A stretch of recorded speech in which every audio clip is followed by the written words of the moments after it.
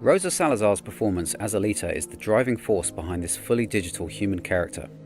Rosa was captured live on set, performing with other actors for nearly all of the 2,400 shots Alita appears in. A custom capture suit that tracked her breathing was used for body performance, along with a dual-camera face rig that provided depth-accurate control points. Performance data, combined with dynamic facial scans, gave artists a much more nuanced understanding of how Rosa's face behaved, allowing them to create a full-resolution Rosa puppet that contained over 2,500 face shapes that animators then retargeted over to Alita. This extra validation was particularly valuable in complex close-up shots where micro-movements were essential to sell tactile experiences. Alita's cyberdoll body had over 8,000 digitally handcrafted pieces, with more than 800 pieces in the hands alone. We developed a procedural pore, wrinkle, and microgeometry system for extreme close-ups, where we needed more texture resolution in the skin. Fully geometric eyes were built with simulated iris fibers that could be adjusted dynamically as the camera passes through. The colourful, eclectic world of Iron City started with a large Texas backlot and was extended digitally by creating building clusters with procedurally generated bespoke details.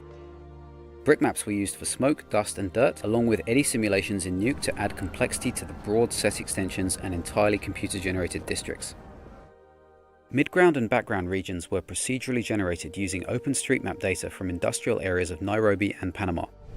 We created a physically based atmosphere model for our in-house renderer that accurately simulated light transport from the sun, incorporating ozone and procedurally generated clouds and a localized pollution layer. Additional weathering and staining was done with deep projections, material IDs, and procedural texture maps. The futuristic humans that inhabit Iron City pose their own challenges. You can see what you're up against. Roto shapes were merged with deep data to marry digital or partly digital characters with real actors. Stereo disparity between the plate and CG was often warped, so deep projection techniques were used to blend the two for accurate contact points. The crashed warship environment utilized a single physically based lighting rig for both above and below water. We also made significant improvements to our water rendering approach, allowing us to render everything in a single physically plausible frame, including accurately modeled scattering, attenuation, and caustics. We also developed a new dynamics framework which allowed us to calculate water, hair, and cloth in a single coupled simulation. Cinematography also played a key role in the style of the film. For Underworld, we directly matched key beats and poses from the iconic manga source material, which required a hyper-real approach to camera. We developed vari-speed tools to allow animators to fine-tune the stylized action on top of the performance capture in extreme slow motion, while simulation artists were able to work in real time. This approach carried through to the high-octane motorball sequence, which was primarily CG. We started choreographing the cameras to mirror Formula 1, using multiple views ranging from POV, dynamic spider cams, and embedded lockoffs. We then leveraged the freedom of the virtual camera to add more dynamic, accelerated moves to match the energy of the animation. The action was accentuated by vibrant lighting cues and the pulsing power of a packed nighttime stadium crowd witnessing a dramatic showdown. Animators created a digital performance for Alita that is deeply human. A custom capture suit that tracked actress Rosa Salazar's breathing and a new dual camera setup helped reveal deliberate performance choices and her subconscious muscle movements in the moment. Capturing Rosa's interactions on set with other actors was essential to forging a consistent on-screen portrayal of a young woman's journey to discover who she was and who she will become. Alita's facial model has over 2,500 shapes that create her full range of expression, from drama to action to eating and talking. You have any chocolate? Dynamic scans were used to ensure keyline movements on the Rosa actor puppet matched the Alita character puppet. For her eyes, we developed a new geometry for the iris and a Houdini simulation toolset that let modelers and animators control intra-eye movement to enhance the realism.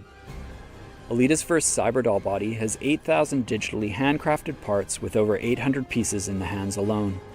Maybe I'll see you around. Alita's emotional journey is driven by her connection to the people and the tactile experiences that awaken long-dormant emotions. Surprise reactions, delicate tears, and more intimate interactions were all an essential part of allowing the audience to connect to Alita. Like any young actor in a similar role, Alita has 125 outfits and 47 hair grooms, including unique eyebrow and eyelash styling. During the underwater sequence, new simulation solvers were created for coupled hair, cloth, and water interaction, as well as surface interaction as she emerges. Upon reuniting with her berserker body, Alita's physicality transforms and she takes on a more mature, more powerful form. Animators were careful to maintain Rosa's recognizable locomotion, but evolved it to reveal this important transformation. Toward the end of the film, when she reaches her full potential, animators keyframed much of the exciting motorball sequences with strong silhouettes and posing to accentuate her control over otherworldly power.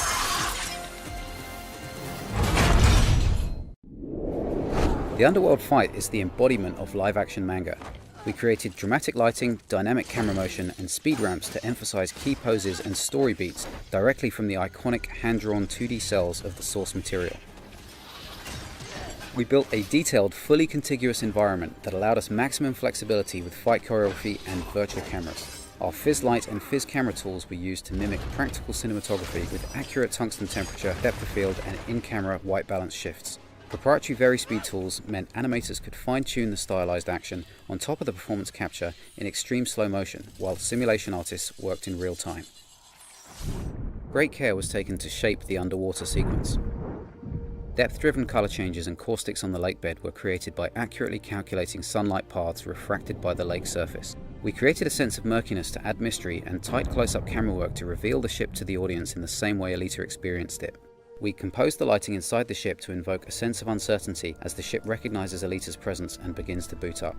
To convey the feeling of an enclosed, overgrown environment, digital gobo grids were created to throw patterned shadows onto Alita and add drama to the scene. We added a red signal and used underlighting combined with inset lighting to create tension. The Motorball Tryouts is a fast-moving, high-octane action sequence that was almost entirely CG. We initially choreographed the cameras to mirror Formula 1 using multiple views ranging from POV, dynamic spider cams, and embedded lockoffs. We then leveraged the freedom of the virtual camera to add more dynamic, accelerated moves to match the energy of the animation. Working from storyboards and script pages, animators keyframed action vignettes with strong silhouettes, posing, and line of action. Finally, using stadium-style lighting as the base, we arranged discrete lights per shot to create a pulsing effect for a more frenetic feel.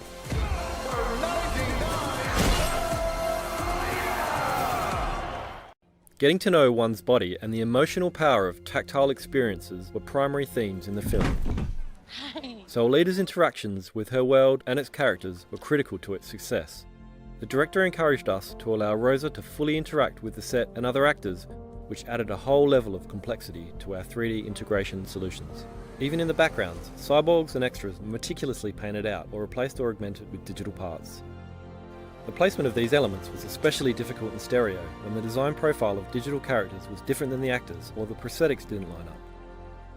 Every hand, foot and body contact was adjusted to lock contact points. Rotor shapes were merged with deep data to marry digital characters with real actors, and stereo alignment was tweaked throughout each shot, sometimes per frame.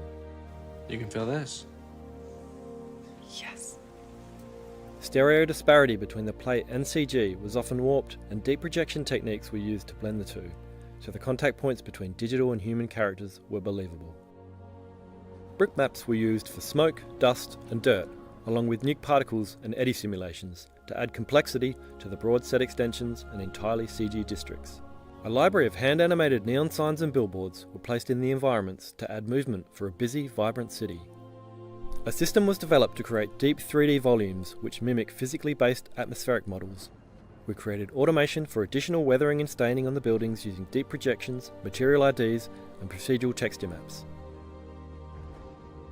We used Nuke's particle simulation tools, along with Eddy, for simulating and rendering interactive clouds, smoke, dust and fog right inside of Nuke. Artists had the creative control to design the look, with the ability to lay out fluid containers, adjust the size, volume and density, wind direction, strength and turbulence, and added geometry for the fluids to interact with.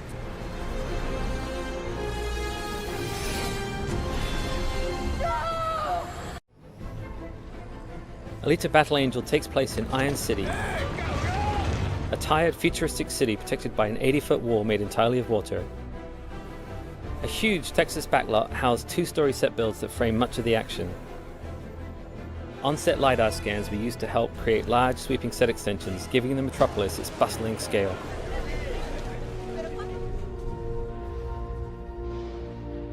To create an authentic flow to the city, we referenced OpenStreetMap data from industrial areas and real-world places like Nairobi, Panama, and Grenada.